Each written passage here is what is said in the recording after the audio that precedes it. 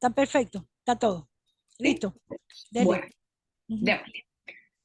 ujú. Entonces, bueno, lo que nos convoca hoy en esta sección de geriatría es conversar hoy un poquito sobre polifarmacia en personas mayores. Yo soy María Isabel Rodríguez, soy internista y soy geriatra y hija de la doctora Judy Pérez, por adopción. Sí, señor. Eh, la polifarmacia como tema es bien importante para nosotros en geriatría porque, bueno, ya vamos a conversar un poco más a profundidad por qué, pero es un importante motivo de consulta, es un importante generador de multimorbilidad, de consultas hospitalarias, etcétera. Por lo tanto, hay algunas cosas bien importantes y bien puntuales que es importante que ustedes incorporen como en su práctica cotidiana y eso es lo que vamos a conversar un poquito. Voy a usar un poco de estadísticas chilenas porque es lo que tengo a la mano ahora. Eh, Esto es una encuesta que se hace acá en Chile a través de la Universidad Católica, que se llama Encuesta de Calidad de Vida en la Vejez. Actualmente está cursando la más reciente encuesta de calidad de vida, pero todavía los datos no están publicados. Y es una encuesta que se hace en mayores de 65 años de la comunidad y tiene ítems con respecto a su autopercepción de salud, que es la parte que voy a abordar ahora. Y en general, las personas mayores, aunque uno pueda tener la percepción contraria, sienten que su salud es más o menos aceptable. De hecho, más de la mitad de los mayores de 70 años, en su mayoría mujeres, consideran que su salud es regular o mala, pero en general, cerca del 40-50% de las personas consideran que su salud es más o menos aceptable. Pero posterior a la pandemia, ocurrió por lo menos acá en Chile, que la autopercepción de salud empeoró significativamente, con cerca de un 50% de las personas considerando que su salud era regular y un porcentaje cercano entre el 10 y el 15% consideraban que su salud era mala. ¿Por qué es importante eso? Porque eso se asocia en general a multimorbilidad y además se asocia a mayor prescripción de fármacos de acuerdo a las patologías que tienen estas personas. Más del 60% de las personas que fueron encuestadas en el 2019 reportaron tener el diagnóstico ya previamente de hipertensión y más de 30% reportaron tener diagnóstico de diabetes y dislipidemia. Eh, Más de 2/3 de las personas mayores han experimentado por lo menos algún dolor osteomuscular en los últimos 6 meses. Acá lo describen como de espalda, rodillas, caderas u otros, o dolor de cabeza. Y cerca de un cuarto de las personas mayores que encuestaron experimentan problemas de memoria, mareos, desmayos o caídas. Estas cosas son importantes porque pueden ser tanto causas como consecuencias de la polifarmacia. Así que, con respecto a esa misma encuesta de calidad de vida en la vejez, se pudo obtener que más o menos bueno, los 2/3 de las personas encuestadas, aproximadamente 2/3 de las personas encuestadas consumían 3 o más medicamentos y más de 20% de los mayores de 70 años toma 6 o más principios activos al día, que es una barbaridad de cantidad de fármacos y ya les voy a explicar un poquito por qué. ¿Qué importa eso? Que evidentemente mientras más patologías tienen las personas y más fármacos consumen, la polifarmacia está asociada a múltiples desenlaces adversos en salud en general, que los vamos a conversar un poquito más adelante. ¿Y a qué se refiere cuando uso el término polifarmacia? Bueno, el término polifarmacia la verdad es que no está como definido de forma estricta en la literatura, pero se refiere al uso simultáneo de múltiples medicamentos o múltiples principios activos en general y habitualmente la definición que más se usa en la literatura es el uso de 5 o más fármacos, incluyendo aquellos que sean de prescripción, de venta libre o medicamentos tradicionales o complementarios, medicina china, tés naturales, plantas, etc. Y como si bien hay varias definiciones de polifarmacia en la literatura, también existen algunas otras definiciones que yo creo que es importante que las incorporemos, que se las indiqué acá, que son el término de hiperpolifarmacia o polifarmacia excesiva, que se refiere cuando las personas están utilizando 10 o más medicamentos simultáneamente, y estos términos que yo creo que son bien importantes, que son polifarmacia apropiada, polifarmacia inapropiada, y pseudopolifarmacia, que son los pacientes que, pseudopolifarmacia se refiere a los pacientes que tienen registrado que toman un montón de medicamentos, pero la verdad no los toman, y el término de polifarmacia apropiada se refiere a los pacientes que están recibiendo 5 o más principios activos, pero que son adecuados para las patologías que el paciente tiene y que tienen indicación y que no tienen ninguna contraindicación o una prescripción que sea más adecuada que la que reciben. Y polifarmacia inapropiada se refiere a los pacientes que están recibiendo prescripciones potencialmente inapropiadas, que eso lo vamos a ver un poquito más adelante. Con respecto a los factores predisponentes para tener polifarmacia o para consumir más de 5 fármacos, se han descrito un montón. Estos son los que están más comúnmente usados, más comúnmente descritos en la literatura, pero a mayor edad, en parte relacionado con la mayor prevalencia de multimorbilidad, está asociado a polifarmacia, el uso de guías de práctica clínica que habitualmente están hechas de forma independiente y las guías de prescripción y de práctica clínica están dirigidas a las patologías y no a las personas. Y entonces habitualmente en una sola persona mayor coexisten una gran cantidad de patologías, y si nosotros aplicamos la guía de práctica clínica de hipertensión, de diabetes, de hipotiroidismo, de fibrilación auricular a la misma persona, probablemente vamos a terminar prescribiendo una enorme cantidad de fármacos que quizás interactúan entre sí, etc. La institucionalización, que es un indicador en los países en los que las instituciones son un nivel asistencial que pertenece al sistema público, también se asocia a polifarmacia, habitualmente por la prescripción de fármacos hipnóticos asociados a deterioro cognitivo, etc. Las admisiones hospitalarias también, habitualmente cada vez que una persona se hospitaliza se va con un montón de medicamentos para la casa. El sexo femenino, el bajo nivel socioeconómico, la presencia de depresión. Y por otro lado, otras cosas que yo creo que son bien relevantes, que son estos últimos 3 ítems, que es el hecho de tener múltiples prescriptores, el paciente que va al cardiólogo, al internista, al neumonólogo, al endocrino, y tiene 32 médicos y todos los médicos le prescriben algo distinto y no hablan entre ellos. La fragilidad también es un indicador o un factor predisponente para tener polifarmacia, así como la dependencia. Esto es un artículo epidemiológico que se publicó en el año 2017, donde se encontró que en los pacientes que estaban en cuidados en casa, mayores de 80 años, el promedio de fármacos utilizados era de 5,9, muchísimo, con una prevalencia de polifarmacia superior al 50%, y el uso de medicamentos potencialmente inapropiados, que ese concepto lo voy a ampliar un poquito más adelante, en pacientes con polifarmacia tenía un odds ratio de 4,9, y estaba relacionado significativamente con un índice de comorbilidad de Charlson más alto, es decir, mientras más enfermedades tenían las personas, más polifarmacia y más fármacos potencialmente inapropiados tenían, y con un MNASF, que es un cuestionario de evaluación nutricional que se llama Nutritional Assessment. Mientras mayor malnutrición, había más prevalencia de polifarmacia. Entonces, ¿qué relevancia tiene la polifarmacia? Como para resumir un poquito gráficamente lo que estábamos hablando antes, que la polifarmacia se asocia a reacciones adversas a fármacos, se asocia a riesgo de interacciones entre fármacos y enfermedades, se asocia a peor adherencia a la terapia, se asocia a fragilidad y caídas. La polifarmacia es un síndrome geriátrico y como tal se asocia a otro síndrome geriátrico, se asocia a dependencia y además se asocia a consultas a servicios de urgencia, que es un punto bien importante. Con respecto a las reacciones adversas a medicamentos, las personas mayores son particularmente susceptibles a las RAMS y son causa del aproximadamente el 10% de las hospitalizaciones en personas mayores, que no necesariamente esto se documenta en el ingreso del paciente a la urgencia y por tanto no parece tan visible. Las reacciones adversas a fármacos forman parte de la clasificación internacional de enfermedades, pero pocas veces se consigna como dentro de los diagnósticos al egreso de los pacientes en los hospitales. Y en su mayoría, estas reacciones adversas a fármacos son potencialmente evitables. Las reacciones adversas a fármacos son todas las reacciones adversas a medicamentos son todas las respuestas nocivas y no intencionales a productos medicinales de cualquier tipo, sean de prescripción o de venta libre. Y en general en personas mayores, los fármacos que más se asocian a hospitalización por reacciones adversas son los antiinflamatorios no esteroideos, los betabloqueadores, los antibióticos, los anticoagulantes orales, y un poquito más abajo en la lista, la digoxina, los inhibidores de la enzima convertidora en angiotensina, los bloqueantes de canales de calcio y los opioides. Y cuando uno se va a poblaciones especiales, como las personas institucionalizadas, por ejemplo, que les decía que tienen mayor tasa de consumo de antipsicóticos, en pacientes con deterioro cognitivo, con agitación psicomotora, con trastornos del sueño, etc., los antipsicóticos están muy asociados a reacciones adversas a fármacos que motivan consultas de urgencia.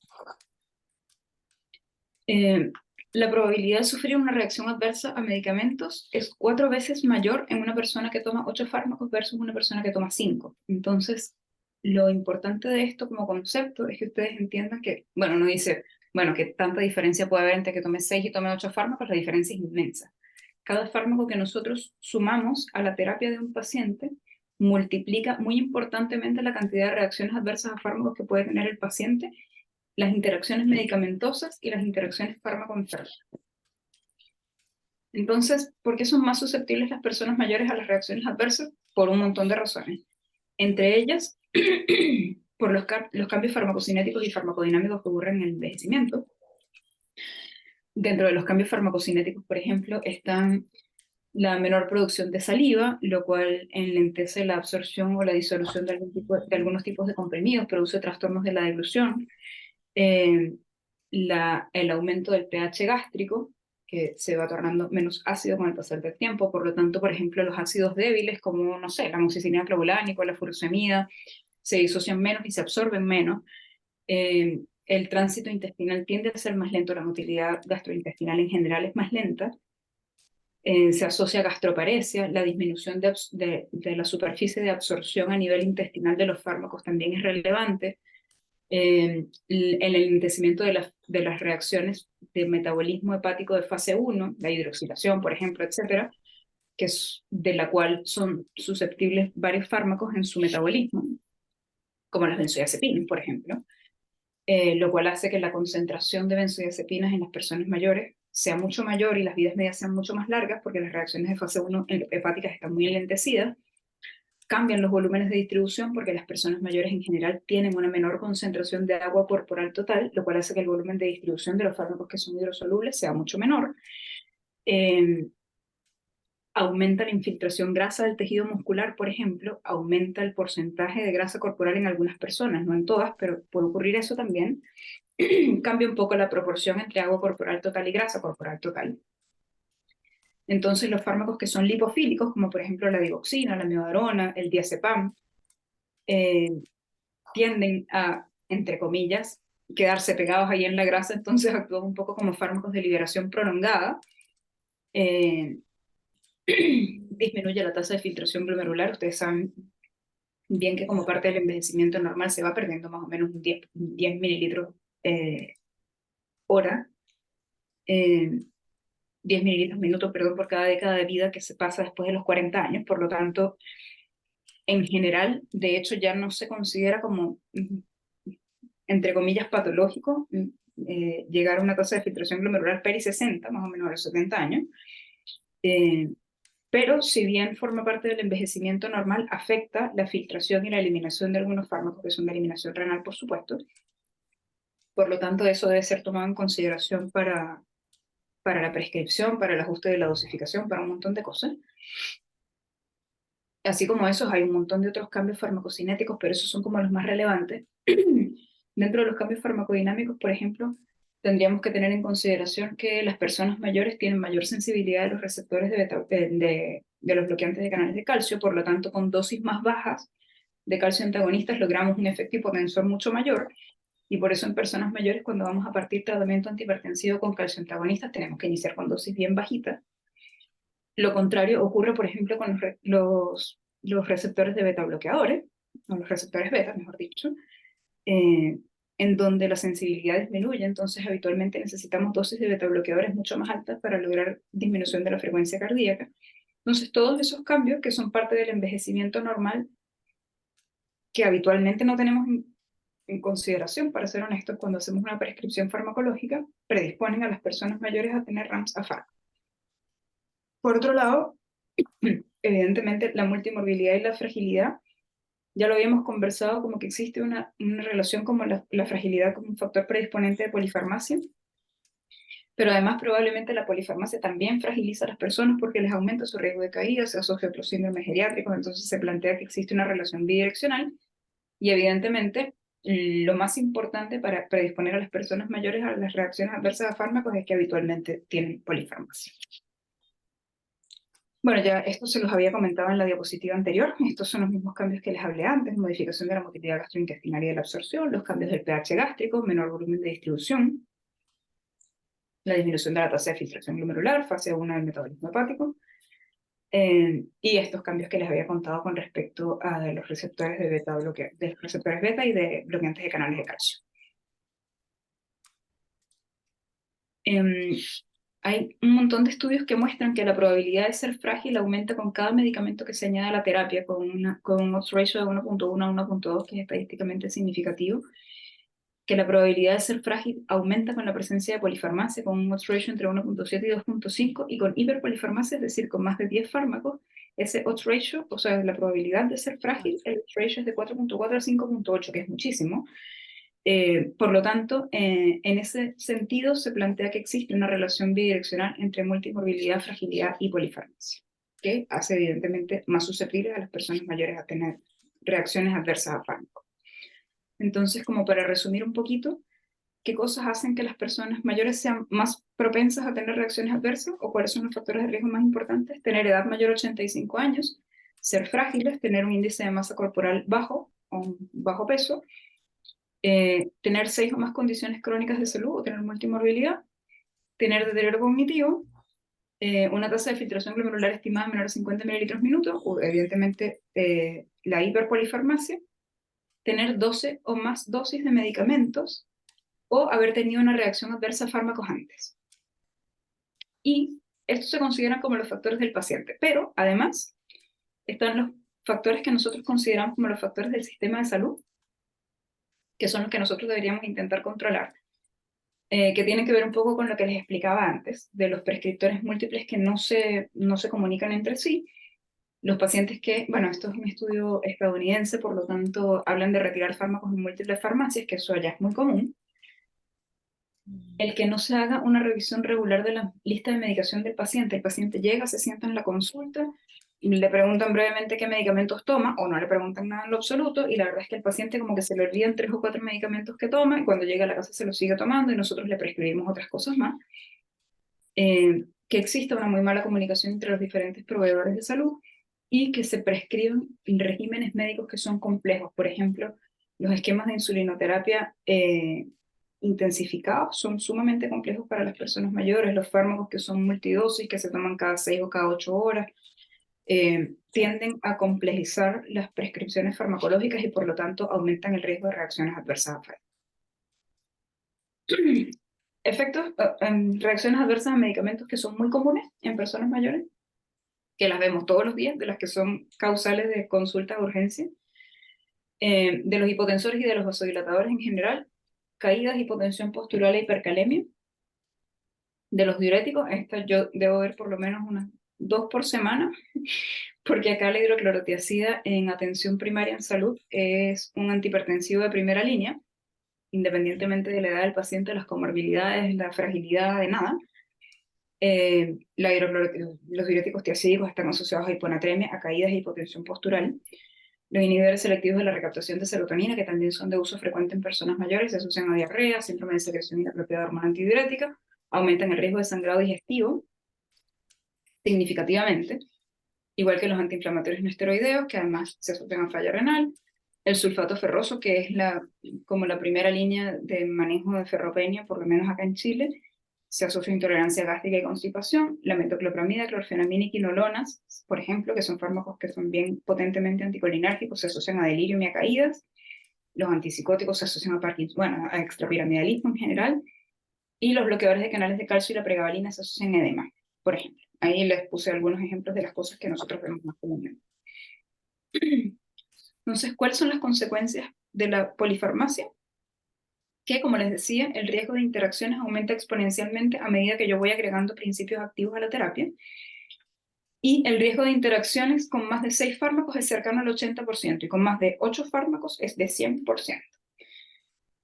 Las interacciones de los medicamentos pueden ser entre 2 medicamentos, entre un medicamento y una patología, o entre un fármaco o entre un medicamento y un nutriente. Y acá les puse algunos ejemplos que yo creo que son como bien relevantes. Por ejemplo, interacciones fármaco-fármaco. Paciente que toma un sopo de 200.000 medicamentos, dentro de los cuales alguien le prescribió calcio, y le dejaron omeprazol como un, entre comillas, protector gástrico porque toma muchos medicamentos. Pues el omeprazol inhibe la absorción de calcio, inhibe la absorción de levotiroxina, inhibe la absorción de levodopa, por ejemplo, en un paciente con Parkinson. Por lo tanto, le estoy dejando un fármaco, entre comillas, para ayudarlo, y probablemente le estoy restando el beneficio de los otros medicamentos a través de esa interacción. Interacción fármaco-fármaco, por ejemplo, entre los inhibidores selectivos de la recaptación de serotonina y los antiplaquetarios, que ambos aumentan el riesgo de sangrado gastrointestinal. Entre la amiodarona y la warfarina, por ejemplo, se potencia el efecto de la warfarina, por lo tanto, probablemente el paciente esté con un INR supraterapéutico frecuentemente. La citromicina y la warfarina también se potencian entre ellas, perdón, por activación del citocromo P450. Interacciones entre fármaco y patología, por ejemplo, un paciente con enfermedad de Parkinson al que se le prescriben antipsicóticos. Los antipsicóticos son antidopaminérgicos, por lo tanto, empeoran los síntomas del parkinsonismo, la rigidez, la bradicinesia y el temblor. O pacientes con enfermedad ulceropéptica a los que se le prescriben AINES o corticoides. Dentro de interacciones fármaco-fármaco también hay otras interacciones, como por ejemplo con fármacos entre comillas naturales, que a los pacientes les encanta comprar de venta libre en la farmacia, como la hierba de San Juan y los antidepresivos tricíclicos, en donde se potencia el efecto serotoninérgico de forma potente, o hierba de San Juan y warfarina, donde la hierba de San Juan inhibe el efecto anticoagulante de la warfarina, o el ginkgo biloba con los AINES y los anticoagulantes que potencian mucho su efecto. Y las interacciones clásicas fármaco-nutriente, como por ejemplo el jugo de pomelo, que es un inhibidor potente del citocromo TH4, por lo tanto, infiere sobre múltiples fármacos, incluidas las benzodiazepinas y la metadona, que es un opioide, y por ejemplo fármacos como el omeprazol y el hierro oral, que el omeprazol inhibe la absorción de hierro oral, tanto de los alimentos como de los comprimidos. Entonces, si nosotros nos ponemos a ver todos estos fármacos que yo noté acá, quizás no tanto los antipsicóticos, quizás la citromicina, porque la citromicina es de uso corto, pero son fármacos que se usan bien comúnmente: aspirina, clopidogrel, sertralina, omeprazol, calcio, amiodarona, warfarina, que se usan comúnmente en la práctica clínica y que no siempre tenemos presentes cuáles son las interacciones que puede tener con otros medicamentos o con otras patologías. Entonces, yo usé el término prescripción apropiada y prescripción inapropiada. Y por eso quise hacer esta diapositiva para explicarles un poco a qué me refiero con prescripción apropiada y con prescripción inapropiada. Cada vez que yo le prescribo un medicamento a un paciente, yo tengo que estar seguro de que, uno, exista una indicación clara del fármaco. ¿A qué me refiero con eso? Que yo no le estoy dejando omeprazol porque el paciente toma muchos medicamentos, porque eso no es una indicación de tomar omeprazol, sino que le estoy dejando omeprazol porque tiene antecedente de enfermedad ulceropéptica, porque es usuario crónico de corticoides por una razón válida, o porque el paciente tiene síntomas de reflujo gastroesofágico, tiene una úlcera que le acaban de tratar y está en sus 14 días de erradicación de Helicobacter pylori, por ejemplo, ¿sí? O que yo le estoy prescribiendo aspirina a un paciente de 80 años porque tiene antecedente de enfermedad cardiovascular y se lo estoy prescribiendo como prescripción, como prevención secundaria y no como prevención primaria, en cuyo caso no tendría indicación. Entonces, lo primero es que el fármaco que yo estoy prescribiendo realmente tenga una indicación clara. Lo segundo, que el fármaco que yo le estoy dando a mi paciente sea la mejor alternativa disponible para la indicación que tiene y que tenga el mejor perfil de seguridad con el menor riesgo de interacciones y de reacciones adversas a fármacos. Habitualmente, o bueno, en el mundo actual, tendemos a tener muchas alternativas para tratar las mismas cosas. Entonces, la idea es que cada vez que nosotros vayamos a efectuar una prescripción, escojamos la mejor alternativa dentro de las alternativas que tenemos disponibles. Por ejemplo, si yo estoy viendo una persona mayor con una infección del tracto urinario y yo dispongo de cefalosporinas, quinolonas, amoxicilina, ácido clavulánico, ampicilina, sulbactam, etcétera, y yo sé, por ejemplo, que la nitrofurantoína es un fármaco que se concentra muy mal en la orina de las personas mayores, yo sé que las quinolonas lo predisponen a tener delirium, sé que la sensibilidad en el centro donde yo trabajo a la amoxicilina clavulánico o a la ampicilina, sulbactam o a la cefalosporina de la Escherichia coli común y corriente es buena, y que son fármacos que tienen un perfil de seguridad un poquito mejor, yo escoger el fármaco que tenga el mejor perfil de seguridad para la indicación que yo estoy encontrando en mi paciente. Por otro lado, que los riesgos del uso del medicamento no superen el beneficio. Pongamos el ejemplo de un paciente con una fibrilación auricular al que yo decido iniciar anticoagulación y este paciente, yo lo quiero anticoagular porque le quiero prevenir un futuro evento cerebrovascular, pero este paciente vive solo, tiene una demencia, un trastorno neurocognitivo mayor, moderado, severo, ha tenido múltiples caídas con complicaciones hemorrágicas graves, tuvo un hematoma subdural hace un año y tiene una pésima red de cuidado y además toma 6 otros fármacos con una terapia súper compleja y unos medicamentos que se le olvidan a cada rato. Quizás el riesgo de que yo le dé un anticoagulante a este paciente, que lo estoy haciendo con la mejor intención del mundo para prevenirle un evento cerebrovascular, probablemente el riesgo de esa terapia que yo estoy indicando, aunque esté bien indicada, supera el beneficio que yo le estoy ofreciendo. Entonces, eso hay que considerarlo. Y por otro lado, que esto es muy importante, que es que el uso del fármaco o el principio activo que yo estoy indicando esté de acuerdo a las metas del cuidado, los objetivos, los valores y las preferencias del paciente. Y eso se los digo en parte por lo siguiente. Primero, tenemos que tener en consideración que no todas las personas, el envejecimiento es muy heterogéneo, por lo tanto, las personas mayores en general son muy heterogéneas, tienen una enorme cantidad de morbilidad, eh, tienden a tener una red de cuidados que es bien distinta entre ellos y nosotros vemos pacientes con enfermedades crónicas controladas, vemos pacientes que son robustos, vemos pacientes que son muy frágiles, vemos pacientes con deterioro cognitivo avanzado, vemos pacientes con enfermedades terminales. Y probablemente la prescripción que yo le voy a hacer a un paciente que tiene una expectativa de vida menor a 6 meses o que tiene una funcionalidad basal muy mala, que es dependiente total para las actividades básicas de la vida diaria, por ejemplo. Pongamos el ejemplo de un paciente con un trastorno neurocognitivo mayor avanzado. Probablemente prescribirle a esta persona que tiene un Bartel de 0, un anticoagulante porque tiene una fibrilación auricular para prevenir un evento cerebrovascular, pensando que eso lo puede dejar más discapacitado, un paciente que ya está en condición de postración en su casa probablemente no tenga sentido. Entonces, independientemente de que las indicaciones estén, nosotros tenemos que contextualizar la indicación al paciente que estamos viendo o a la persona que estamos viendo, y a cuáles son sus metas personales del cuidado en el caso de que el paciente esté en condición de verbalizarla. Eso se los digo porque es muy común que nosotros veamos, por ejemplo, pacientes, no sé, yo los veo mucho en mi consulta del hospital, pacientes que vienen con una lista de sobre 200.000 medicamentos de cardiología, por ejemplo, dentro de los cuales tienen indicados 3 diuréticos, que el paciente no se toma porque cada vez que se toma los diuréticos se hace pipí en la calle. Entonces, esas son cosas que, claro, y el médico, el paciente va para el cardiólogo y el cardiólogo le dice que está con la insuficiencia cardíaca descompensada, que cómo va a hacer, que tiene que tomar los medicamentos, y al paciente le da miedo y le dice que sí se los toma para no mentir, para no lo regañen. Entonces, las metas del cuidado, los valores y las preferencias del paciente tenemos que involucrarlas siempre que hacemos una prescripción, aunque parezca un poquito compleja. Entonces, en ese mismo orden de ideas de lo que les estaba comentando antes, existe la definición de lo que es un medicamento o una prescripción potencialmente inapropiada, que son aquellos medicamentos cuyo uso entre adultos mayores deberíamos evitar porque tienen un alto riesgo de reacciones adversas para esta población o tienen evidencia insuficiente de sus beneficios cuando se dispone de alternativas terapéuticas más seguras e igual o más efectivas. ¿Qué cosas deberíamos tomar en cuenta para hacer una prescripción apropiada? Existen, además de los criterios que les acabo de comentar antes, que efectivamente existe una indicación, que sea la mejor alternativa, riesgo-beneficio, las preferencias del paciente, etc. Existen algunas herramientas que están disponibles para ayudarnos un poco a tomar esa decisión y saber qué fármaco puede ser o mejor o peor para nuestro paciente. Dentro de esas herramientas les voy a nombrar 3, hay un montón más, pero estas son las que se usan más comúnmente. Nosotros, por lo menos acá en Chile, y en general lo que más se utiliza como en la literatura científica son los criterios de Beers, que son de la Sociedad de Geriatría Americana, que ya se los voy a mostrar. Se actualizaron este año, pero los que aparecen en la diapositiva son los del 2019.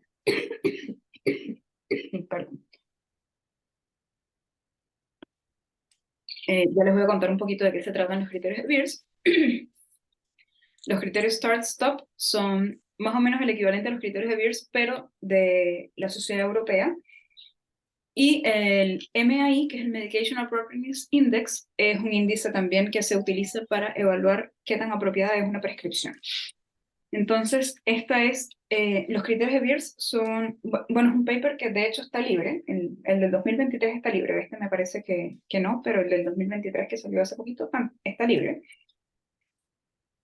Tiene como, no sé, 8 o 9 páginas, yo creo, y tiene múltiples listas de fármacos en donde se va revisando poco a poco, tanto por órgano y sistema, por categoría terapéutica, por droga, o por efectos adversos, en fin, o por patología,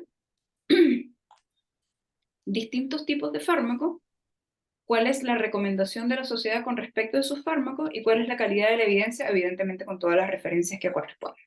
Entonces, por ejemplo, bueno, no sé si lo han conversado antes, pero los fármacos que tienen efecto anticolinérgico, que tienen una escala anticolinérgica alta, existen varias escalas para medir el riesgo anticolinérgico de una terapia, que están disponibles en internet, están gratis, están en Medcal, en todos lados. Los fármacos que tienen efecto anticolinérgico tienen un pésimo perfil para las personas mayores en general. Son fármacos que tienen alto riesgo de producir delirium, que producen a la larga deterioro cognitivo o se asocian a la aparición de deterioro cognitivo, que se asocian a riesgo de caída, a un montón de efectos adversos en las personas mayores.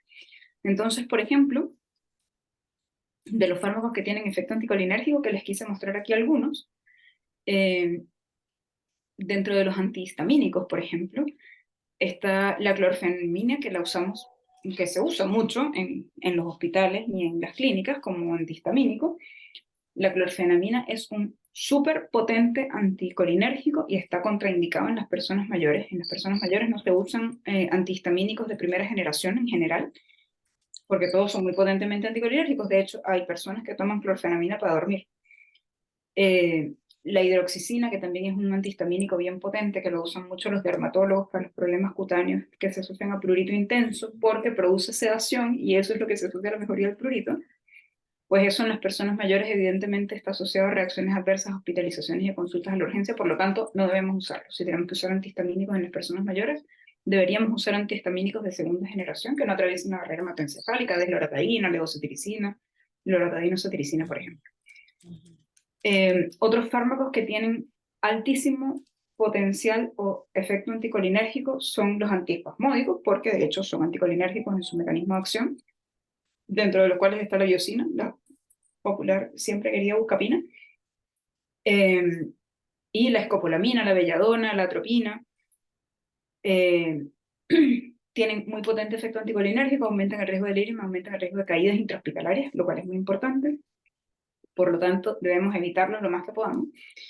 El nifedipino de liberación inmediata, esto no es por efecto anticolinérgico, pero está dentro de la lista de fármacos potencialmente inapropiados. El nifedipino de liberación inmediata produce hipotensión postural y además puede precipitar isquemia miocárdica, por lo tanto no se usa en personas mayores tampoco. En la mayoría del mundo yo creo que el nifedipino de liberación inmediata ya no existe. Acá se sigue usando todavía. Dentro de los antidepresivos, por ejemplo, esta tablita en particular es de los fármacos que tienen muy potente efecto anticolinérgico. Están los antidepresivos, dentro de los antidepresivos están los antidepresivos tricíclicos que están totalmente proscritos en personas mayores, no se usan bajo ninguna circunstancia, incluida la mitriptilina, ni siquiera para el dolor neuropático, en el cual tiene una pésima evidencia.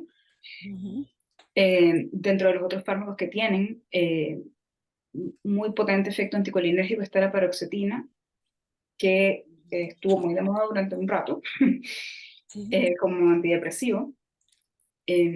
Y a eso me refiero un poco cuando les digo que uno tiene que elegir la mejor alternativa disponible dentro de la categoría de fármacos que el paciente necesita. Si yo tengo un paciente mayor o una persona mayor con un episodio depresivo mayor que tiene indicación de tomar antidepresivo, no hay ningún escenario del mundo en el que yo diga la amitriptilina es la mejor alternativa que no existe.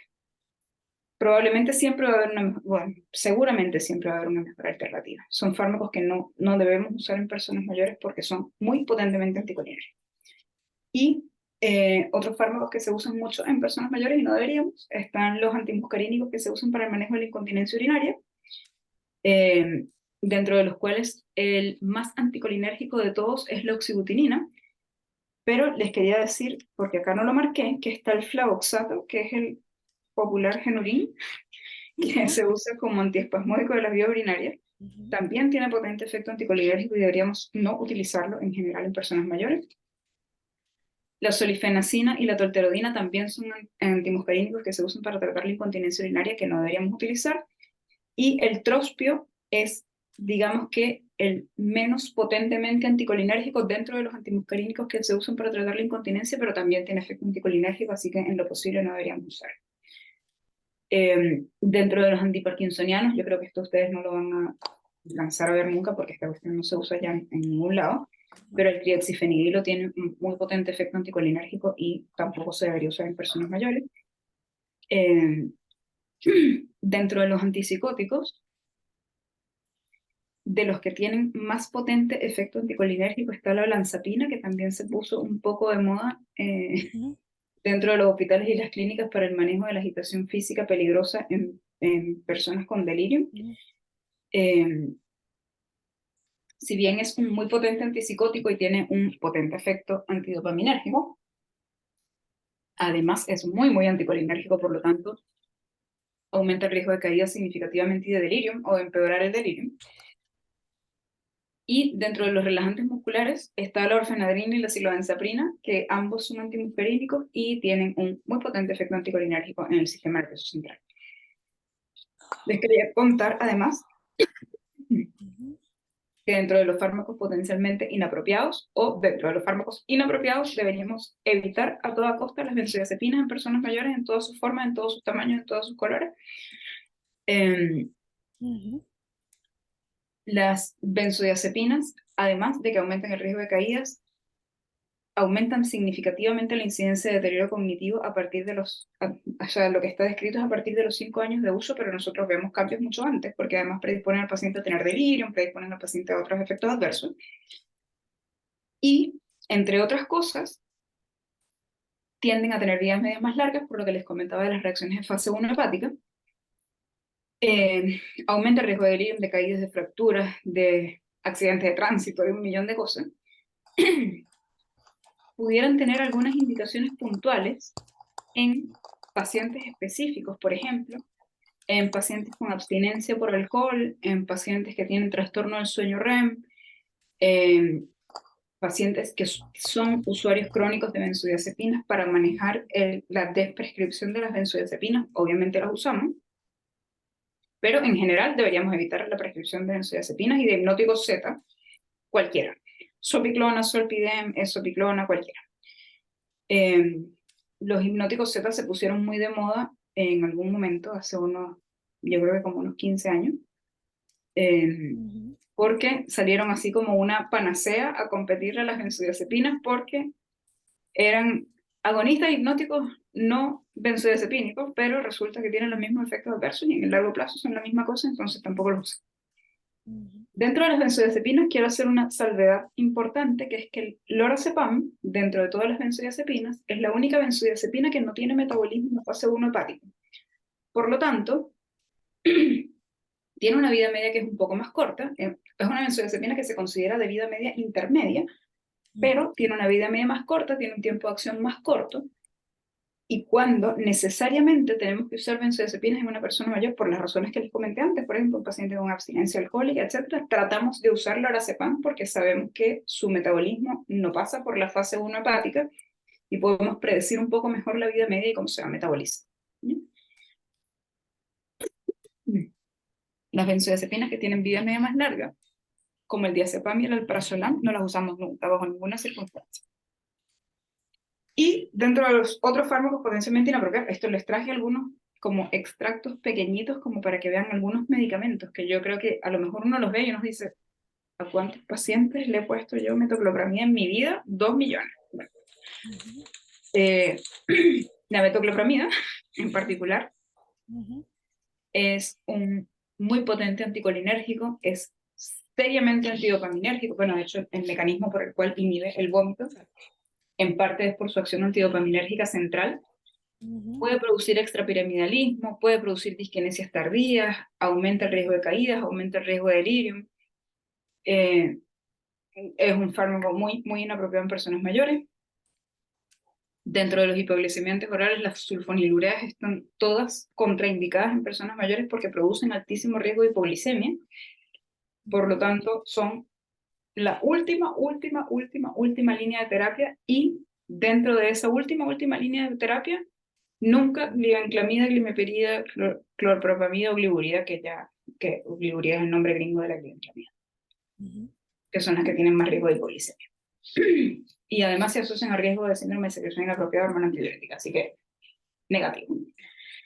Así como esas listas que les mostré, hay un montón de otras listas dentro de los mismos criterios de Beers, se los puedo facilitar si quieren, se los puedo enviar, para que los revisen. La idea no es que uno se los sepa, pero hay algunos medicamentos que son de uso bien común, como esos que les nombré, y que a lo mejor uno ni siquiera tiene por ahí por la cabeza que puedan ser prescripciones inapropiadas, pero quizás al momento de prescribir algún fármaco, por ejemplo, ya en los criterios del 2023 aparecen los anticoagulantes directos versus warfarina, o sea, versus los antagonistas de la vitamina K, y ya los antagonistas de la vitamina K pasaron a ser en las personas mayores una prescripción potencialmente inapropiada. Dentro de los anticoagulantes directos, el anticoagulante directo que tiene buena evidencia en personas mayores es el apixaban.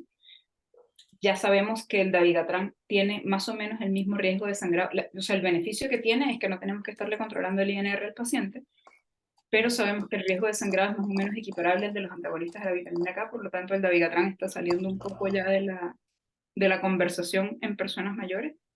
Y lo mismo está pasando con el rivaroxaban, que están saliendo algunos estudios más recientes que también demuestran que el riesgo de sangrado es alto. Entonces, quizás cuando yo vaya a hacer alguna prescripción a mi paciente, tener los criterios de Beers por ahí a la mano y a lo mejor darle una revisadita si es que tengo la duda de que la prescripción que esté haciendo pueda quizás ser inapropiada para mi paciente. Estos son los criterios Stop Start. Hay muchos más, pero lo que le quería mostrar es más o menos de qué se trata. Los criterios START son una herramienta de screening para alertarnos a nosotros cuando hay una indicación de un fármaco para mi paciente que a lo mejor no le estoy dando. Por ejemplo, acá, terapia antiplaquetaria, aspirina, clopidogrel, prasugrel o ticagrelor, en un paciente que tenga historia documentada de enfermedad coronaria, enfermedad cerebrovascular o enfermedad arterial periférica. A lo mejor yo estoy viendo a mi paciente y mi paciente tiene alguna de estas cosas y no está tomando ningún antiplaquetario y probablemente lo necesite. Entonces, estos criterios me ayudan a saber si es que mi paciente, de acuerdo a las patologías que tiene indicación de algún fármaco que no está recibiendo, y si es que no lo está recibiendo y hay alguna razón válida, que yo lo tenga en cuenta, ¿sí? Y los criterios STOP son justamente, bueno, para detener una prescripción potencialmente inapropiada, es una herramienta de screening para detener la prescripción potencialmente inapropiada en personas mayores. Entonces, va un poquito por fármacos o por familia. Habla de la digoxina, que la digoxina, no sé por qué seguimos usando digoxina, pero por ejemplo, digoxina para insuficiencia cardíaca con fracción de eyección preservada no tiene indicación. Para los pacientes que tienen disfunción ventricular izquierda, donde no se han probado ninguna de las otras terapias, tampoco tiene indicación. Diuréticos tiacídicos tampoco tienen indicación. Los diuréticos de ASA como tratamiento de la hipertensión también deberíamos suspenderlo, y así en ese mismo orden de ideas con distintas otras familias de fármacos. Este es el Medication Appropriateness Index, que es como un cuestionario, digamos, que nos permite orientarnos con los ítems que les decía antes sobre cómo saber si el fármaco que le estoy dando a mi paciente es apropiado o no. Esto deberíamos hacerlo con cada medicamento que yo le voy a prescribir. ¿Existe una indicación para el medicamento que le estoy dando es efectivo? ¿La dosis que le estoy dando es la correcta para su tasa de filtración glomerular, para su edad, para su peso, para la patología que tiene, etcétera? Las indicaciones que le estoy dando al paciente son correctas, son prácticas, el paciente las entiende. Existen interacciones fármaco-fármaco que sean significativas. Existe una interacción significativa fármaco-enfermedad o fármaco-condición. Existe una duplicidad innecesaria con otros fármacos, por ejemplo, un paciente que está tomando losartán y enalapril. La duración de la terapia es aceptable para el paciente, y ojalá este fuera el punto que pudiéramos incluir siempre, pero no siempre. Sí, esta es la alternativa menos costosa comparada con otros fármacos que hacen lo mismo. ¿Sí? Ojalá hiciéramos como esta misma revisión con todas las prescripciones que le estamos haciendo al paciente. Quiero ahondar un poquito como con el tema de las caídas y la polifarmacia, para que se lleven como mensaje que no es un invento de los geriatras, que la polifarmacia es un desastre. Hay un montón de estudios que han demostrado que la polifarmacia se asocia a caídas. Hay un estudio longitudinal inglés que encontró una tasa de caídas 21% mayor en las personas que tomaban más de 5 medicamentos y 50% mayor en los que tomaban 10 o más medicamentos. el riesgo atribuible de los fármacos como causa de caídas es de 2.3. Entonces, las caídas como tal tienden a ser eventos centinela para las personas mayores, que es lo que quizás uno no lo ve como tan catastrófico, pero la persona mayor que se cae y se fractura, por ejemplo, es una persona que tiene declive funcional, que pierde o sea, que pierde independencia, que habitualmente queda con un trastorno de la marcha, que tiene 50% de probabilidades de volverse a caer, que probablemente va a ser más dependiente de su entorno, que probablemente se va a ir con más fármacos para la casa, lo cual va a aumentar su riesgo de caída, tiene riesgo de delirium. Entonces, las caídas como eventos centinela en las personas mayores tienden a ser una catástrofe. Entonces, si les podemos disminuir un poquitito el riesgo de caídas a las personas mayores en relación con la polifarmacia, les estamos haciendo un favor inmenso. Acá les quise ilustrar un poquito que la relación entre polifarmacia y fragilidad, como les contaba, es bidireccional. La polifarmacia aumenta el riesgo de caídas, las caídas aumentan el riesgo de lesiones por presiones e inmovilismo, el inmovilismo aumenta el riesgo de osteosarcopenia, lo cual a su vez aumenta el riesgo de caídas. La polifarmacia también aumenta el riesgo de delirium. Los pacientes, por ejemplo, que nosotros les prescribimos antipsicóticos y los pacientes desarrollan rigidez, parkinsonismo, tienden a moverse menos, lo cual les ponemos osteosarcopénicos y se asocia a trastornos de la marcha. El uso de fármacos anticolinérgicos puede asociarse por sí mismo a trastornos de la marcha. Por ejemplo, los pacientes que toman diuréticos pueden asociarse a incontinencia urinaria. La incontinencia urinaria puede hacer que le prescribamos otro medicamento que pueda ser potencialmente inapropiado para la incontinencia, lo cual le va a sumar a la polifarmacia. Esto puede producirle trastornos del sueño al paciente, por ejemplo, si tiene incontinencia, se levanta 300 veces al baño en la noche porque yo le dejé un diurético a las 8 de la noche. Como les comentaba, la polifarmacia se asocia a delirium en el uso de fármacos anticolinérgicos, el delirium se asocia a caídas, y a su vez aumenta hasta 12 veces la posibilidad de tener deterioro cognitivo, lo cual a su vez se asocia a polifarmacia. Entonces existe una interacción brutal entre la polifarmacia y el resto de los síndromes geriátricos, lo cual determina finalmente que nuestra persona mayor se vaya tornando más frágil, y mientras más frágil, más dependiente, y mientras más dependiente y más frágil, tiene más riesgo de desenlace adverso, deterioro cognitivo, dependencia, muerte. ¿Sí? Otras cosas que tenemos que tener en cuenta cuando nosotros vamos a prescribir un fármaco es el tiempo al beneficio y la calidad de vida del paciente. Esto es un poquito lo que les estaba comentando antes de los pacientes que tienen expectativas de vida más cortas, o los pacientes que tienen enfermedades crónicas terminales. Nosotros estamos muy acostumbrados a ver enfermedades terminales del cáncer, pero la insuficiencia cardíaca es una enfermedad terminal, la enfermedad pulmonar obstructiva crónica es una enfermedad terminal, la demencia es una enfermedad terminal, y habitualmente cuando nosotros empezamos a prescribir, no sabemos cuándo parar. Y existen prescripciones que no tienen sentido en personas que tienen expectativas de vida cortas. Por ejemplo, bueno, esto es una herramienta, el ePrognosis es una página de la Universidad de California, San Francisco, que tiene una serie de calculadoras, que son una maravilla, por cierto, son calculadoras pronósticas para personas mayores hechas con estudios retrospectivos en pacientes mayores de 70 años. Tienen calculadoras pronósticas para pacientes en hospicio, o sea, para pacientes que tienen menos de expectativa de vida menor a 6 meses, para pacientes hospitalizados, para pacientes ambulatorios, para pacientes con cáncer, pacientes sin cáncer, etcétera, que nos permiten a nosotros también tomar decisiones. Y son calculadoras pronósticas que no están basadas en la morbilidad, sino están basadas básicamente en la funcionalidad. Pero además, existe este ítem que se llama tiempo al beneficio, en donde, aquí, bueno, aquí les tomé un screenshot de la primera parte, que es de fármacos para la depresión y de fármacos cardiovasculares, por ejemplo, en donde esta barrita que aparece acá, uno la va corriendo de un lado al otro, de acuerdo a la expectativa de vida del paciente que yo estoy viendo.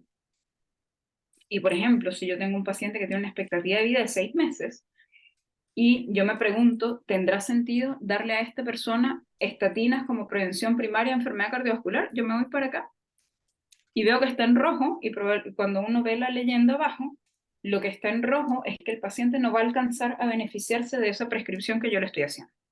Igualmente con el control intensivo de presión arterial, igualmente con el control intensivo de la glicemia, por ejemplo. Para pacientes que tienen una expectativa de vida menor de 2 años, no tienen beneficio del control intensivo de presión y de glicemia. Entonces, si yo estoy viendo un paciente con una demencia avanzada, que tiene Bartel de cero, que está postrado, que tiene lesiones por presión, no tiene ningún sentido que yo me afane en tenerlo con 110/70 de presión arterial, porque eso no va a impactar su calidad de vida, su pronóstico, ni su funcionalidad. Entonces, el tiempo al beneficio de la prescripción es muy importante, porque ustedes ven, por ejemplo, que una persona tiene un infarto, le hacen una coronariografía, le ponen un stent y le dicen, usted tiene que tomar aspirina para toda la vida. Y cuando la persona tiene 50 años, toda la vida son como 40 años más todavía, o 30. Pero a una persona de 90 años uno le dice, bueno, tiene que tomar aspirina toda la vida. ¿Y cuánto es toda la vida? ¿Cuándo me voy a beneficiar yo de este medicamento que me estoy tomando ahora? Yo me tomo una aspirina hoy para prevenirme un infarto. ¿Cuándo? ¿Mañana? ¿El mes que viene? ¿Dentro de 5 años? ¿Dentro de 10? Entonces, el tiempo, el beneficio y la calidad de vida son muy importantes también a considerar antes de prescribir un fármaco. Esta parte es muy importante.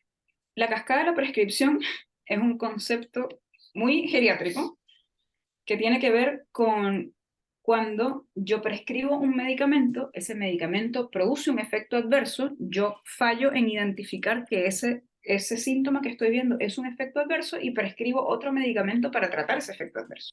¿Sí? Esto es sumamente común, en particular en personas mayores, por lo que les comentaba antes, porque tienen multimorbilidad, tienen un Charson alto, en fin.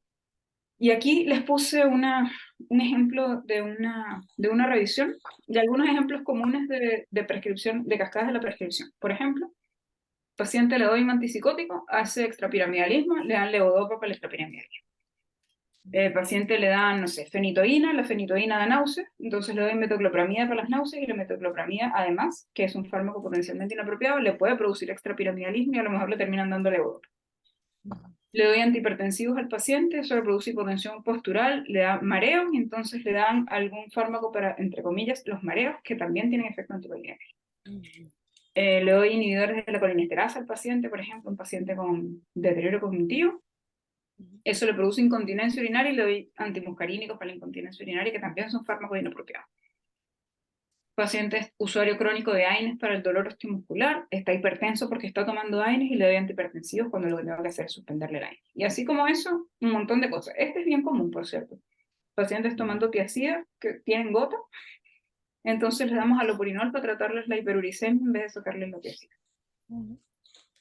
Aquí les puse un ejemplo de un paciente real de la vida diaria, de 80 años, hipertenso, con depresión, con una artrosis severa de rodillas que limita su movilidad, recibiendo terapia con enalapril, aspirina, paracetamol y sertralina.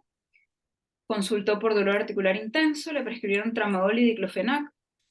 Nuevamente consulta porque tiene pirosis y náuseas, le indicaron omeprazol y metoclopramida para la pirosis y las náuseas.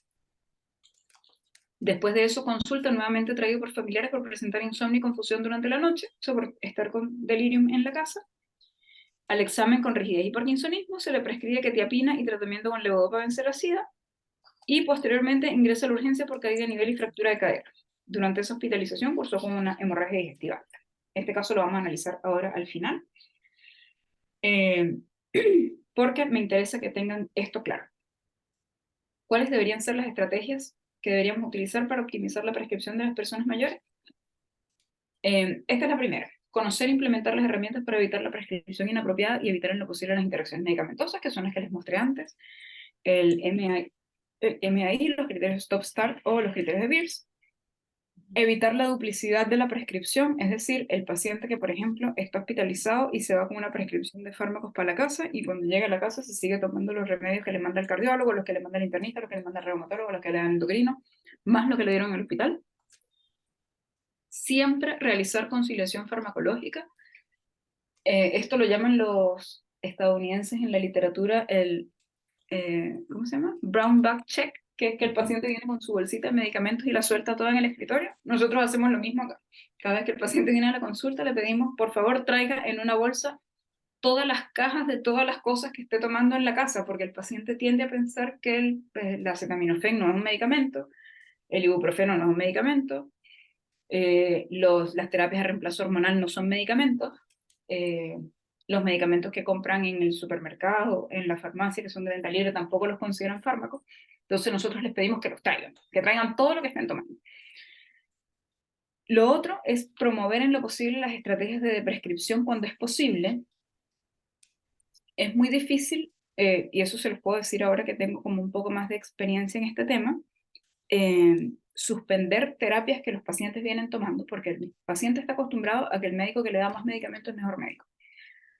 Entonces, para convencer al paciente de que hay un fármaco que no necesita y que tomar más medicamentos no va a hacer que esté más sano ni que esté mejor, uno tiene que saber lo que está haciendo, eso es lo primero. Y segundo, hay que tener una muy buena relación médico-paciente. El paciente tiene que confiar en el prescriptor, tiene que confiar en su médico tratante para que esta estrategia de prescripción funcione. Y eso, sobre todo para los fármacos hipnóticos y los fármacos del sistema nervioso central, todos los benzodiazepinas, en fin,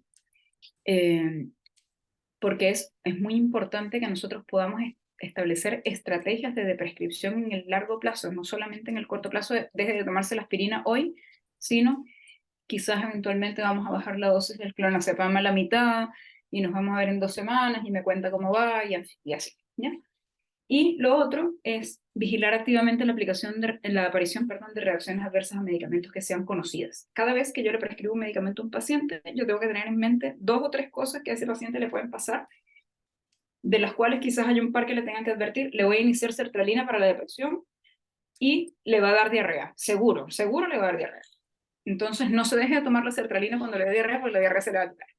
Si yo no le digo al paciente que la prescripción que yo le estoy haciendo, que la sertralina que yo le estoy dando le va a dar diarrea, probablemente el paciente se empiece a tomar la sertralina, le da diarrea y dice, este medicamento me cayó mal y no me lo tomó. Entonces vamos a tener la reacción adversa al fármaco sin el efecto deseado, porque finalmente no va a tener, o sea, no va a alcanzar la duración de la terapia que es efectiva. Y probablemente a lo mejor cuando venga a la consulta le vamos a preguntar y va a decir que sí se lo está tomando o lo que sea, cuando pudimos evitarnos ese error de prescripción, o inclusive podríamos evitar que ese paciente consulte a la urgencia porque el medicamento le dé diarrea, por ponerles un ejemplo cualquiera, ¿sí? Entonces, estos son los puntos más importantes. Ojalá pudiéramos favorecer un poco la comunicación entre múltiples prestadores de salud del mismo paciente. Este cuento que les decía, el paciente que va a 6 médicos distintos, ojalá no nos costara tanto levantar el teléfono y llamar al cardiólogo del paciente y decirle, oye, mira, ¿te parece a lo mejor que le podamos suspender la hidroclorotiazida porque tiene hipotensión ortostática, o porque tiene hiponatremia, o porque está tomando sertralina y de sertralina le da hiponatremia, más la hidroclorotiazida, será mucho? Ojalá pudiéramos tener un poco esa estrategia de comunicación entre todos los prestadores de salud del mismo paciente, o al menos que nosotros pudiéramos, no sé, vemos un paciente e identificamos alguna interacción potencial, hacerle un informe al paciente para que lo lleve con su otro médico, en fin. Como les decía, la optimización de la relación médico-paciente favorece la comunicación, disminuye el riesgo de polifarmacia inapropiada y disminuye el riesgo de que el paciente les mienta, porque los pacientes mienten mucho. Y, por supuesto, la individualización de la terapia de acuerdo no solo a las patologías, sino a los intereses, los valores, el pronóstico, el tiempo, el beneficio, las metas de cuidado y la fragilidad del paciente. Revisemos el caso que les contaba hace un ratito, que es este paciente real.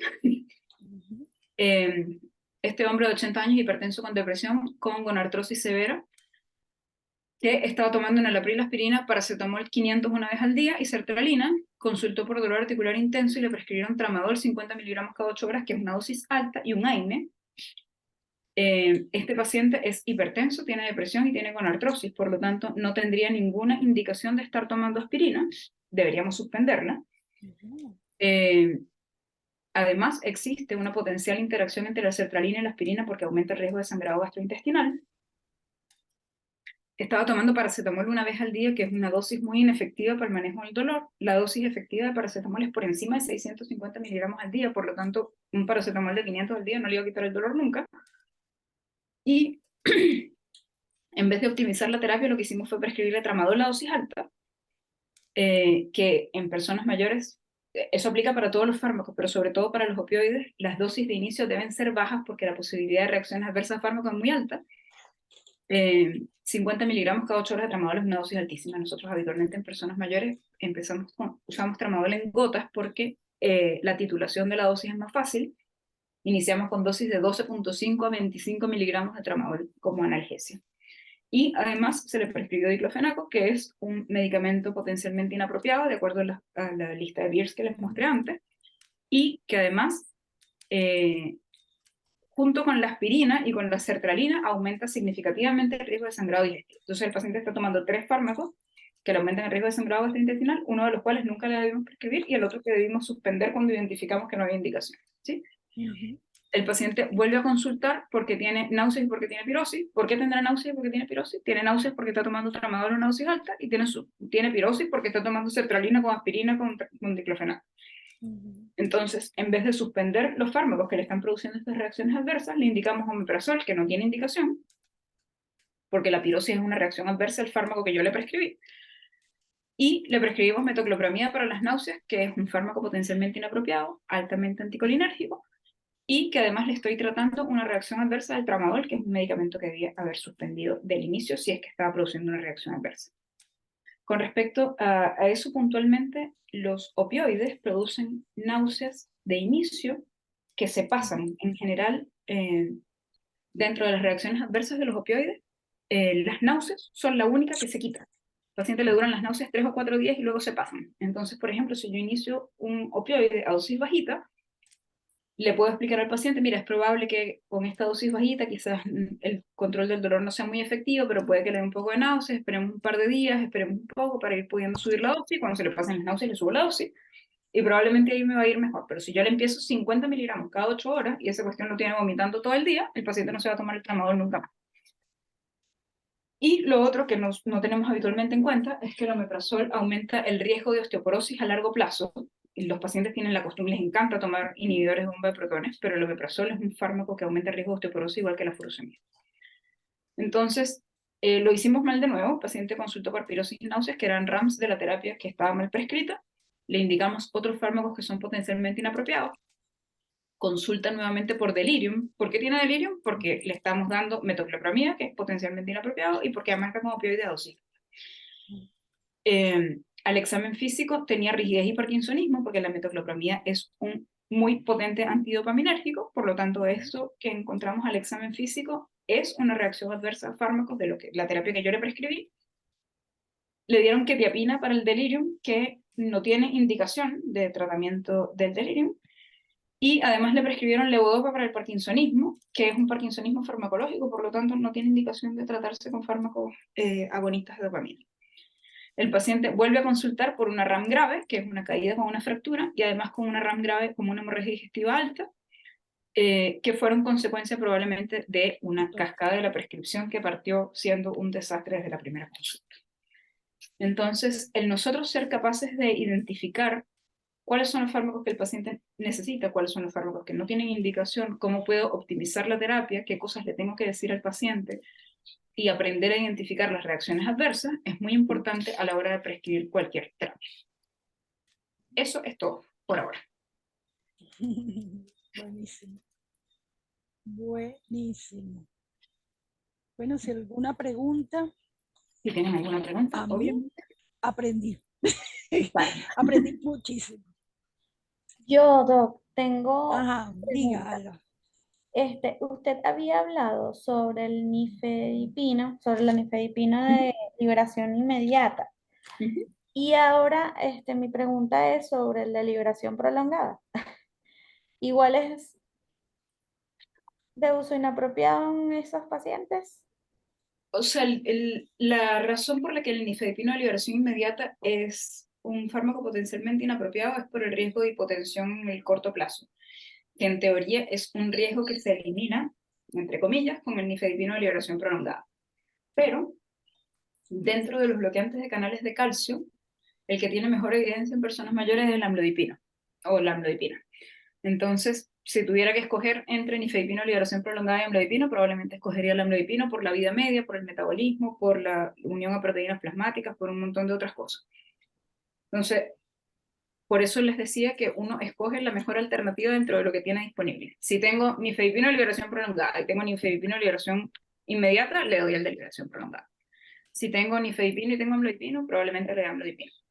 Si tengo solo nifedipino liberación inmediata y el paciente tiene 200 de sistol y que no tengo otra cosa, le doy y que sea lo que yo quiera, no hay que hacer. Pero dentro de la prescripción, o sea, dentro de las alternativas que tenga, ojalá escoger la mejor dentro de las que tenga disponible. Ok, ok. Gracias, doctor. De nada. ¿Alguna Ana, otra cosilla por ahí? ¿alguna otra pregunta? ¿O quedó muy claro o quedó muy oscuro? Muy oscuro puede ser. Es un tema oscuro. De estar Todo negociando eso. claro, doctora, muchas gracias. A ver. Alba, ¿y no tenías ninguna pregunta sobre la tiazida? Ah, bueno, pero es que la doctora también las aclaró. Ah, ok, ok. Al igual que los antihistamínicos, que ya Ujú, vi que, bueno, el porque aquí se usa muchísimo el clorotrimetrón. Lo que ujú, sí me llamó bastante la atención fue la quetiapina, porque aquí hay muchos abuelitos que ingresan que tienen tratamiento con quetiapina ujú, y de verdad que me sorprendió mucho que es de uso inapropiado. Miren, los antipsicóticos, ujú, por eso el tema de la prescripción apropiada e inapropiada tiene que ver mucho con la indicación del fármaco. Es distinto si ustedes tienen un paciente con una patología psiquiátrica que tiene una psicosis aguda, ese paciente probablemente tenga indicación de antipsicóticos. Ahí no hay ninguna duda y no hay ninguna vuelta. Y tiene que tomar olanzapina 2 toneladas al día, 2 toneladas al día. Pero ujú. hay cosas puntuales para lo que los antipsicóticos no tienen indicación. Por ejemplo, para los trastornos del sueño, que es una razón muy común para prescribir quetiapina, Esa es. que, Es para lo es, que lo colocan aquí todo el tiempo. que es Eso es lo que inapropiado, hace es que muy se inapropiado. indiquen. Exactamente. El hijo está La, Sí. durmiendo, vamos a ponerle quetiapina. Sí, señor. el Esa es la sueño indicación. El sueño es una reacción adversa de la quetiapina. O sea, la quetiapina es un antipsicótico Ujú, que tiene menos efecto antidopaminérgico que los otros, menos efecto antidopaminérgico que la risperidona, que la olanzapina, que la clorpromacina, pero que tiene efecto H1. Entonces, el efecto H1 hace que como reacción adversa de sueño, pero esa no es una indicación de quetiapina, por ejemplo. Entonces, ujú. el uso de quetiapina para manejo de trastorno del sueño es una prescripción inapropiada y además, o sea, más allá de que sea Sí. inapropiada porque es anticolinérgico, porque el Ujú, delirium, porque ujú, lo que sea, aumenta la mortalidad cardiovascular 2 veces. ujú. O sea, tanto Yo, la quetiapina como la risperidona y los antipsicóticos en general tienen una advertencia black box de la FDA por aumento de la mortalidad cardiovascular y por eventos cerebrovasculares. Entonces, no es una cosa que es como inocua y que, bueno, que quizás que 12.5 de quetiapina, 25, ¿qué le va a hacer? Es que aumenta la mortalidad cardiovascular y en general las personas mayores con toda la morbilidad que tienen son personas que son hipertensas, que tienen fibrilación auricular, que tienen hipotiroidismo, que tienen diabetes. Entonces tienen factores de riesgo cardiovasculares y yo con la prescripción que le estoy haciendo estoy aumentándole su riesgo de morirse de un evento cardiovascular por un fármaco que no tiene indicación. Doc, Eh, y respecto a los inductores del sueño, porque justamente aquí en la clínica utilizan mucho alprazolam. Ah, no puede dormir, ponle 0,5 alprazolam o 1 miligramo. Entonces, por ejemplo, aquí utilizan Solpidem también, pero entonces muchos de los médicos, no, ponle alprazolam 0,5. ¿Por qué crees tú que no duermen los pacientes en los hospitales? También porque los interrumpen mucho las enfermeras, entran a cada ratico, me la atención, a poner el tratamiento, que si se paran a orinar porque tienen hidratación toda la noche. ¿Cuál será el tratamiento del trastorno de sueño del paciente hospitalizado? Lo primero es que no entren a la habitación, lo menos Lo necesario. primero es, ¿qué necesidad tiene la enfermera de ir a tomarle la presión arterial a un paciente a las 3 de la mañana? Ninguna. ¿Qué necesidad hay de ir a bañar a una persona a las 4:30 de la mañana? Ninguna. ¿Qué necesidad hay de dejar un suero de mantenimiento a 40 cc hora para siempre? Ninguna. ¿Qué necesidad hay de tener las luces de la estación de enfermería prendidas las 24 horas? Ninguna.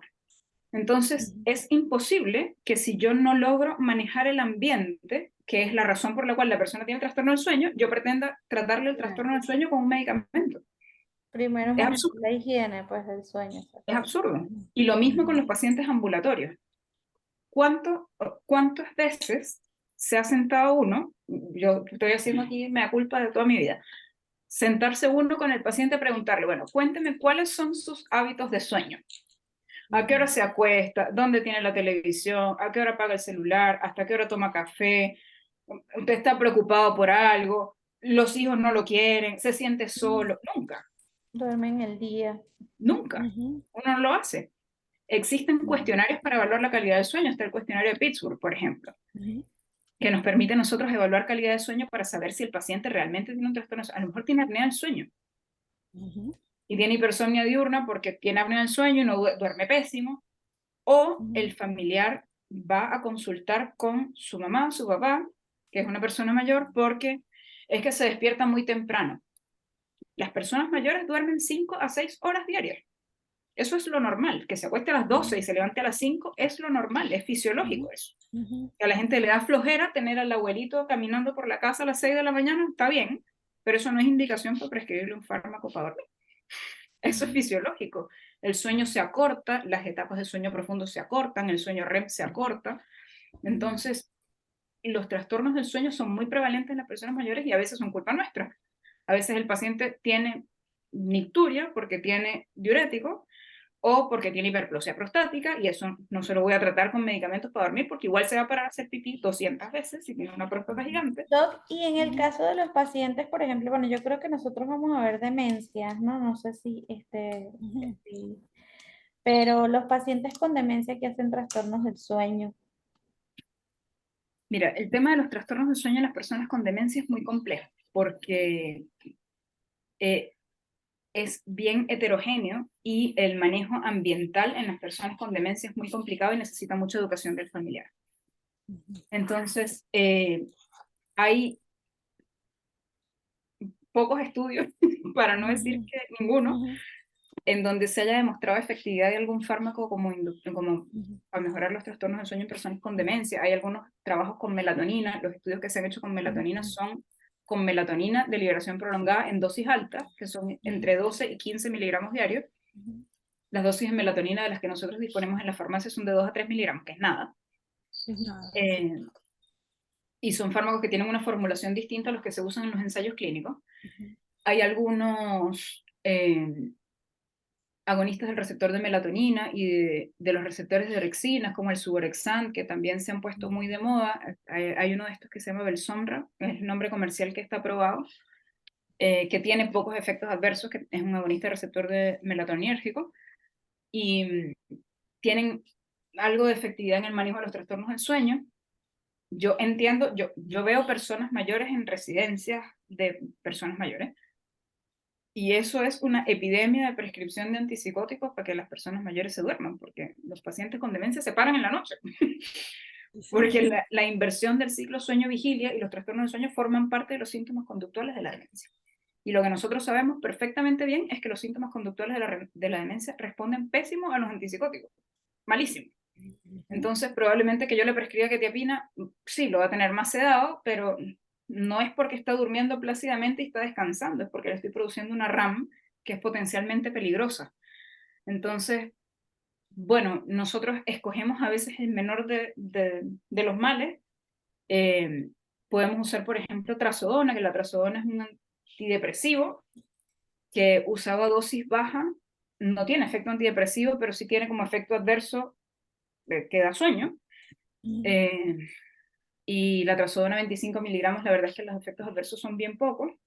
Produce un poco de hipotensión postural, así que hay que estar bien, bien vigilante y bien atento en los primeros días de uso. Pero en general tiene un perfil de seguridad que no es tan terrible cuando se usa dosis baja, entonces a veces usamos trazodona, por ejemplo, o en los pacientes que efectivamente con demencia, que no duermen porque tienen agitación física peligrosa, se levantan y se ponen agresivos, a golpear cosas, se ponen a prender la cocina, ahí ujú. usamos antipsicóticos. Podemos usar quetiapina dosis baja, 12.5 miligramos, hasta 25 miligramos, no más que eso. Pero esas dosis así equinas de 100 miligramos de quetiapina para que el paciente con demencia duerma no funcionan, producen RAMs y mandan al paciente por el hospital seguro. Entonces, tratamos de usar melatonina en lo posible. Usamos trazodona dosis baja, podemos usar quetiapina dosis baja en el paciente que tiene agitación psicomotora peligrosa en la noche, pero lo de la higiene del sueño es súper importante y no se va a hacer. Habitualmente el cuidador de la persona con demencia está muy sobrecargado y eso es un factor muy importante en el manejo de los síntomas conductuales. Si una persona está cuidando a otra persona dependiente 24 horas al día, 7 días a la semana, el día que tú le digas, no, bueno, pero siéntese a conversar con él y léale un cuento, te va a mandar ¿Sabe a dónde? Ujú. La doctora, dele una pastilla para que duerma, porque yo no duermo nada, y si yo no duermo, él no duerme, y nadie duerme, es un desastre, y bueno, probablemente va a haber que prescribirle algo. Y ahí habría que escoger el medicamento que tenga el menor potencial de tener efectos adversos o que interactúe menos con la terapia del paciente. Por ejemplo, si es un paciente que tiene una demencia asociada a enfermedad de Parkinson, no le podemos dar ningún antipsicótico que le empeore el Parkinson. Por ejemplo, no le podemos dar risperidona, no le podemos dar olanzapina. Podríamos usar quetiapina, que es el menos antidopaminérgico de todos, Ujú. si es que fuera necesario, usar trazodona, por ejemplo. Ujú. ¿Sí? Eso. Gracias, Doc. De nada. Ok. Ah, y lo otro es que los pacientes que tienen trastornos de sueño REM, Ujú. que son la mayoría de los pacientes con alfa-sinucleinopatías, demencia por cuerpos de Lewy, Parkinson, etcétera, Ujú. tienen indicación de benzodiazepinas. El trastorno de sueño REM responde a benzodiazepinas y a nada más. Entonces se Ujú. puede hacer como un trial con melatonina y si no funciona en 2 a 3 semanas, tienen indicación de benzodiazepinas. Es el único Ujú. escenario de trastorno de sueño en donde hay indicación de benzodiazepinas formal. Y la benzodiazepina que está indicada es clonazepam. Exacto, exacto. Gracias, Doc. De nada. Bueno, ¿alguna otra pregunta? Creo que ¿Alguna no. otra cosilla por ahí? No, buenísimo, buenísimo. La verdad que sí. Y creo que eso es la última parte, que es que la indicación terapéutica es dada por los trastornos del sueño. Es lo que comanda la utilización de los antipsicóticos Sí. en el adulto mayor. Parece Ujú. mentira, pero es así. Entonces es una indicación inapropiada y punto. Y punto, y más nada. Entonces sí, bueno, creo que se vaya a descansar.